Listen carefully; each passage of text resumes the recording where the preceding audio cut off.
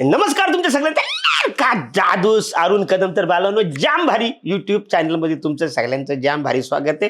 तर बालांनो आज आपण अशा एका माणसाला भेटणार आहे की जो माणूस रिअल हिरो आहे. हिरो तो तुम्ही सिनेमात बघता, हे जे आलं सांगलं ते खोटं खोटं असतं, पण एक आज माणूस जो आपल्याला भेटणार आहे, एक व्यक्ती आपल्याला जो भेटणार आहे तो जाम भारी माणूस आहे. म्हणून आपण जाम भारी या चॅनलमध्ये त्याला आपण बोलवलेलं आहे. तर आज सगळ्याप्रथम मी त्यांची ओळख करून देतो.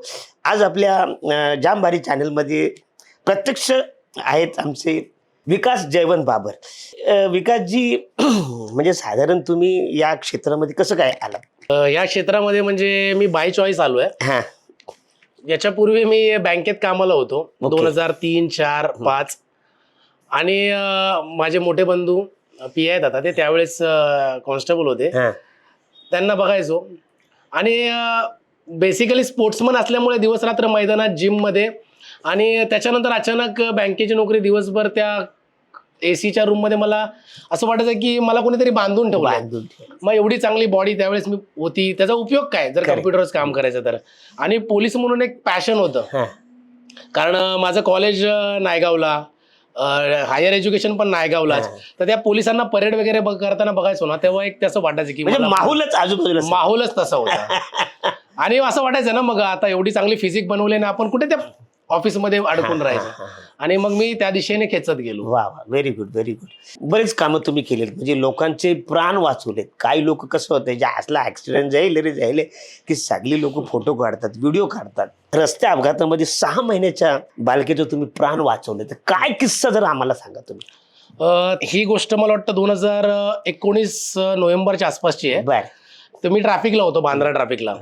आणि नेहमीप्रमाणे संध्याकाळी माझी सवय आहे, मी माझे 5-6 टिफिन कॅरी करतो.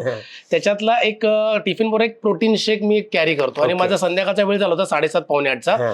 तर स्टेशनच्या बाजूलाच एक नागोरी चहावाला आहे. ओके. तिथे बसून मी माझा प्रोटीन शेक बनवला आणि पित होतो. आणि अंधार होता आणि स्टेशनच्या बाजूला अशा गदारोळाने गाड्या चालतात, ओके. रिक्षावाले जागेवर रिटर्न मारतात. आणि ते पित असताना माझ्या लक्षात आलं की एक बाई अशी पडली आहे फुटपाथला चिटकून, ती दिसतच नाहीये कोणाला, रोड साईड बाई. बर. आणि कोणीतरी एक ऍपल खाऊन टाकलेला, तर शेवटचा तुकडा असतो ना, ओके. तर ते 6-7 महिन्याची ती मुलगी असेल, बाळ. सगळं असं म्हणजे चिखल वगैरे लागलेला. आणि ती ते घ्यायला चालली आहे. ओके. आणि ती खाली जी पोरगी आहे ना, त्या गदारोळात त्या रिक्षावाल्यांना खाली दिसतच नाही. दिसली नाही. आणि एक रिक्षा बाजूला आणि दुसरी रिक्षा तिच्या अंगावर येणार, ते माझ्या हातात असं होतं, मी उडी मारली, एक हात त्या रिक्षावर टाकला आणि एका हाताने त्या पोरीला असं उचललं. हो, क्या बात आहे. आणि सगळे आम्ही पडलो, असं रिक्षावाला डाव्या बाजूला आणि मी त्या पोरीला अंगावर घेऊन पडलो. Okay okay. मग तेव्हा मला लक्षात आलं की हिची आई बेशुद्ध आहे हां. आणि ही पोरगी कदाचित उपाशी असेल, त्यामुळे ते खायला ऍपल काय? उचलायला गेलेली. ओ. मग इमिजिएट मी काय केलं की ते माझ्या सिनियर साहेब होते त्यावेळेस, नितीन पाटील साहेब, त्यांना कॉल केला, असे सिच्युएशन आहे. तर मी काय केलं म्हणजे, त्यांनी सांगितलं की ॲम्ब्युलन्स बोलव, तिच्या आईला हॉस्पिटलला पाठव. पाहिलं. आणि नंतर बांद्रा पोलीस स्टेशनची 5 नंबर गाडी बोलवली. तोपर्यंत मी त्या मुलीला दूध पाजलं, ते ग्रागोरीच्या मधून. असते, हां. नाही, माझं प्रोटीन शेक होतं, तिथून दूध घेतलं, तिला पाजलं.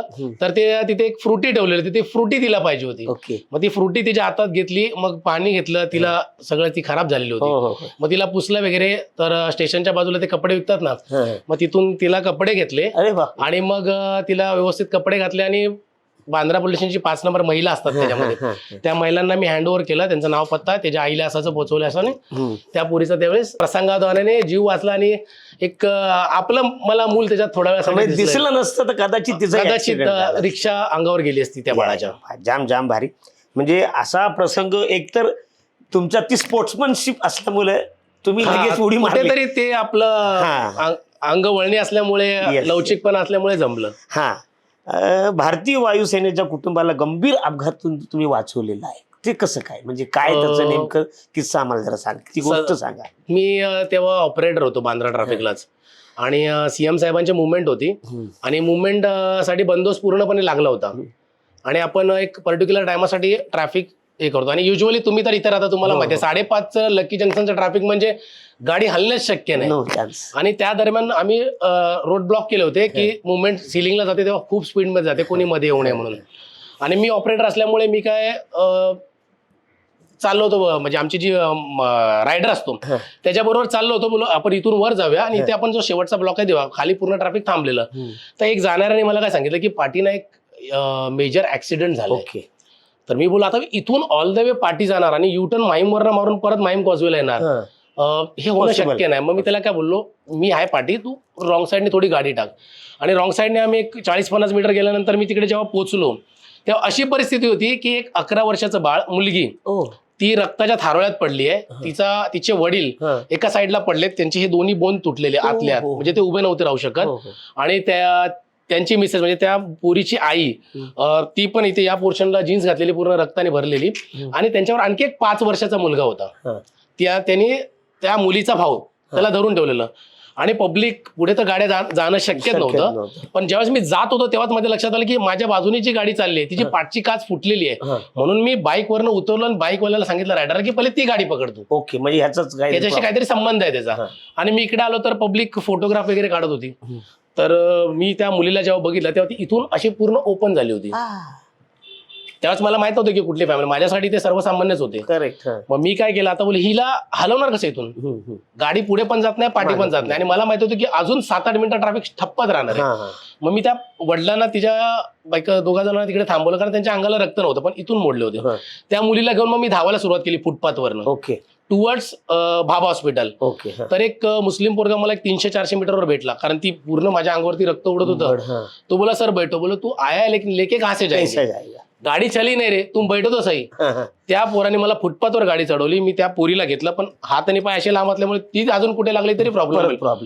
म्हणून मी तिला असं थोडंसं कॉम्पॅक्ट केलं. आणि तो पोरगा रॉंग साईड वरतून खालून ती जी दुकानांची फुटपाथ असते ना त्याच्यावर गाडी चढवायच्या खाली यायचा, चढवायच्या खाली यायचा. असं करत लक्की जंक्शन पासून परत तो उलटाच सरळ घेऊन गेला. त्या दरम्यान मी फक्त बघत होतो हिचे हात पाय, माझं मुलीकडे लक्ष नव्हतं मी कुठे लागतंय कुठे. आणि त्या दरम्यान जेव्हा एक आवाज आला, अंकल बहुत दर्द हो रहा है, अंकल बचा लो. मी असं बघितलं तर तिला हे माहिती आहे की माझे वडील तिकडे आहेत, पण हा जो पोलीसवाला माणूस आहे ना हा मला वाचवणार आहे. आणि जेव्हा ती बोलली ना अंकल बहुत दर्द हो रहा है बचा लो, मी हॉस्पिटलला गेलो, तिला जेवलं, बोलो तुमच्या सर्व प्रोसिजर मी ऑन ड्युटी आहे, मी चॅनलवर कॉल देतोय, तुम्ही प्रोसेस चालू करा, तुमच्या सगळं पेपरवर्क मी करतो. मग तेव्हा कळलं की तिच्या पोटात ती पूर्ण गाडी लागली होती आणि इथून ती पूर्ण ओपन झाली होती. आणि नंतर त्याच्या वडिलांना घेऊन आलो तेव्हा नंतर कळलं की ते एअरफोर्स ऑफिसर आहेत, त्यांची ट्रान्सफर झाली. आज शनिवार आहे आणि सोमवारी त्यांना चेन्नईला जॉईनिंग आहे, म्हणून ते फॅमिली फिरायला घेऊन आले होते. आणि हा शनिवारचा प्रसंग त्यांच्या आयुष्यात घडला. अरे अरे अरे वा वा. म्हणजे एकतर तुम्ही जर पोचलाच नसता तर कदाचित बिचारी तिचं सगळंच थांबलं असतं. खूपच ती इथून उडून ती जी गाडी बोलू ना पुढची, मला माहिती आहे जीप मराठी म्हणून गाडी होती ब्रँड न्यू, तिची एवढी जाडी काच, ही यांच्या बाईकवरनं उडून ती काच फोडून आत गेलेली. म्हणजे त्या काचेने हे ओपन झालेलं आणि तो फटका आहे ना पुढचा तो तिच्या पोटात लागलेला. आणि ती उडून गेल्यामुळे पुढून स्कूटीचा हँडल आहे ना ते एवढं जोरात आपटलं होतं की त्या स्कूटीच्या हँडलने त्या एअरफोर्स ऑफिसरचे हाडं मोडले होते. म्हणजे एवढा मेजर ऍक्सिडेंट, खूप मोठा ऍक्सिडेंट झाला होता. म्हणजे मला असं वाटतं तुम्ही जर नसता तिथं पोहोचलात कदाचित काही होऊ शकलं, काही होऊ शकलं. सो थँक्यू खरंच तुमचं मनापासून. या मी काहीच नाही केलं, तो परमेश्वर आहे त्यांनी मला तिथे पोहोचवलं. आणि तुमच्याबरोबर जो एक माणूस होता त्याचे आभार मानायला पाहिजे. मी त्याचा पर्सनली त्याला बोललो तू जे काम केलंस ना हे तुझ्या आयुष्यातले 10 पाप धुवून काढेल एवढं चांगलं काम केलंस. वा वा वा वा. आता तो आपल्या इकडे फार म्हणजे समुद्र असल्यामुळे पूर बीर येतो, तर पुराच्या वेळी तुम्हाला अचानक 2 माणसं बुडताना दिसली. मुंबईच्या खार परिसरात समुद्रात बुडणाऱ्या 2 तरुणांना पोलिसांनी वाचवले. 2 तरुण समुद्रात बुडत असल्याची माहिती पोलिसांना मिळाली. त्यानंतर त्यांनी जीव धोक्यात घालून या दोघांचेही प्राण वाचवलेत. त्यांना तात्काळ रुग्णालयात दाखल केलं. खार पोलिसांनी तत्परता दाखवत केलेल्या उल्लेखनीय कामगिरीचं नागरिकांकडून कौतुक होतंय. तर त्याचा काय किस्सा? किस्सा असा आहे की गणपती बसले होते आणि 1.5 दिवसाचं विसर्जन होतं आणि स्टाफ ह्याच चौकीमध्ये, तेव्हा सिंगल फ्लोअरची चौकी होती आणि स्टाफ जेवायला बसलेला आणि मी बोललो की ह्यांना जेवून घेऊ दे मग मी जेवेन. तेवढ्यात मला एक फोन आला. माझा इथे नेटवर्क चांगला असल्यामुळे लोक 100 डायल नाही करत, डायरेक्ट मला फोन करतात की असा असा प्रसंग आहे. तर मला फोन आला की इथे 2 डेड बॉडी आहेत म्हणून. तुला कुठे? बोला मंदिराच्या पासून लेफ्ट साईडला पुढे गेलात 20 मीटरवरती 2 डेड बॉडी आहेत. तर मी सगळ्यांना बोललो भाई जेवायला बसल्याने हात धुवा आणि पहिले माझ्यावर चला. मी बाईक काढली आणि पुढे गेलो आणि नंतर मग सगळे बोलेरोमध्ये आले. तर आम्ही माझ्याकडे फोटो आहेत, व्हिडिओ तुम्ही बघितले पण असतील. आम्हाला वाटलं की डेड हालतच नाहीत तर काय, नाका तोंडातलं त्यांच्या भात पडतोय बाहेर, पाण्यात ते तरंगत आहेत आणि भात पडतोय. मग आम्ही बोललो चल संपलेलेच आहेत. मी बोललो वरिष्ठांना कळवा तोपर्यंत. आणि मग त्यांना एक खडका अशी असल्यामुळे असं वाकून त्याला आणण्यात आहे ना, म्हणजे इथून फ्लॅट सरफेसवर आल्यापर्यंत आमच्या कंबर दुखायला लागल्या, कारण पाय ठेवायला जागा नाही ना. हा ते बरोबर मग तिकडे ठेवलं, बोललो आता इथे ठेवून तरी काय करायचं, खडकं सगळी असले आपल्याला बाहेर न्यायचं, म्हणजे 300 मीटर तो पूर्ण चालून आणायचा आहे. तर बोला असं आपण कंबर आपल्या जाणार सगळ्यांच्या. बरोबर. आणि मी बोलो मी खांद्यावर घेतो एकाला आणि तुम्ही चौघजण एकाला आणा. आणि जसं मी त्याला खांद्यावर घ्यायला गेलो ना, तेव्हा मला रिअलाइज झालं की याची काहीतरी मुवमेंट झाली आहे. म्हणजे जेव्हा मुंडी खाली झाली आणि पाय वर झाला ना, तेव्हा ढेकर आला त्याला, ढेकर. मी बोलो भाई हे मेलेले नाहीत, हे जिवंत आहे, आणि ढेकर दिलाय. मग जेव्हा त्याला खांद्यावर टाकला आणि पळत होतो, ती व्हिडिओ बघितली असेल तुम्ही, खांद्यावर टाकून पळताना त्याच्या पोटाला हापके बसत होते. Yes yes. जसे हापके बसत होते तो इथून उलटी करत होता. आणि तिकडे नेल्यानंतर सगळं कापलेलं होतं, सगळं ते शिंपल्या बिंपल्याने. मग तिकडे नंतर मग बाकीचं सगळं दोघांच्या पोटातलं बाहेर काढलं आणि बाबा हॉस्पिटलला. म्हणजे दोघंही वाचले. दोघंही. म्हणजे जर का कळलंच नसतं तर कदाचित त्यांचं नुकसान. आम्ही त्यांना असं ट्रीट केलं असतं ना की डेड बॉड्या आहेत, पहिलं ही गाड्या बोलवा, करेक्ट. त्याच्यात फसलो असतो तर मग अवघड झालं असतं. म्हणजे आपण वेळीच एखाद्या गोष्टीचा विचार करून जे होईल ते होईल, पण स्पॉन्टेनियस डिसिजन होता तो. येस. थँक्यू. म्हणजे आता या बाजूला तुम्हाला फिरताना म्हणजे एका भरलेल्या पिशवीमध्ये जवळजवळ 100 किलो गुटखा जप्त करून बेकायदेशीर व्यापारी जी करतात त्यांना रोखण्याचा तुम्ही या माध्यमातून खूप प्रयत्न केलेला आहे, त्याच्याबद्दल सांगा काय. असंच मी ट्रॅफिकला असताना एक गाडी इको टॅक्सी होती. तर माझं असं लक्ष गेलं की ही गाडी चालली आहे पण ह्याच्यात पॅसेंजर नाहीये, ड्रायव्हर आहे आणि बाजूला एक जण बसलाय, आणि पाठच्या सगळ्या सीट आहेत ना ह्या काळ्या कपड्याने झाकलेल्या आहेत. ओके. बोल या काळ्या कपड्याच्या खाली काय असेल, असं चिकित्सक बुद्धीने मला वाटलं की असं काय की ते झाकावं लागते त्याला. तर युजली इथून काय खार मार्केट असल्यामुळे कपडेच बरेच जातात, कपडे टॅक्सी इझी पडते म्हणून कपडे नेतात, गल्लीमुळेच जाते ना. तरी पण मला असं वाटलं काळ्याच कपड्याने का झाकलंय, म्हणजे शंका. टॅक्सी लावली बाजूला. टॅक्सी लावल्यानंतर त्याचा जो बोलण्याचा रुपये होता, अरे कुछ नाही कर पाएंगे तुम, ये नाही वो नाही. बोलो कुछ नाही कर पाएंगे म्हणजे पण मी तुला काय बोललोच नाही अजून. मग तिथून पुढे माझा डाऊट वाढत गेला. मग त्या जसं आपण कपड्याचे पिशव्या शिवतो ना तसे ते गोण्या शिवलेल्या होत्या. ओके. नायलॉनच्या गोण्या असतात ना तशा त्या शिवलेल्या होत्या. मग बोलो मला गोणी खोलायची, नाहीच खोलू शकत.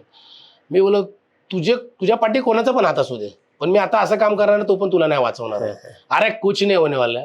घेतली बाजूवाल्याची वॉकी टाकी, डायरेक्ट कंट्रोलला कळवलं, आता कोण वाचवतोय तुला बघतो. आणि नंतर मग आपण रीतसर त्या 10 गुन्ह्या होत्या, 100 किलोच्या आसपास असेल, आपण खार पोलीस स्टेशन जाऊन त्याच्यावरती रीतसर गुन्हा नोंद केला. मग किती फोन आले, किती प्रेशर आलं. बोललो तुम्हाला किती, तुम्ही जर न्यूजपेपर वाचाल ना त्याच्यामध्ये स्पष्ट लिहिलेलं आहे की पोलीस शिपाई विकास बाबर यांना 50,000चा आमिष देण्याचा प्रयत्न केला.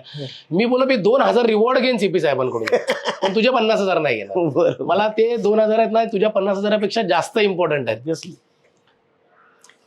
आणि असं आणि ट्रॅफिकच्या आधी मी कमांडोला होतो 7 वर्ष. बरं. त्याच्याकरता मला ही विशेष सेवा पदक आणि हे इस्रायल कोर्स मध्ये कमांडो म्हणजे कोर्स बेस्ट म्हणून मला एक गोल्ड मेडल मिळालं. Very good. ISDS म्हणून एक संस्था आहे जिथे आपण ट्रेनिंग घेतो, अक्रॉस वर्ल्ड घेतो तिथे.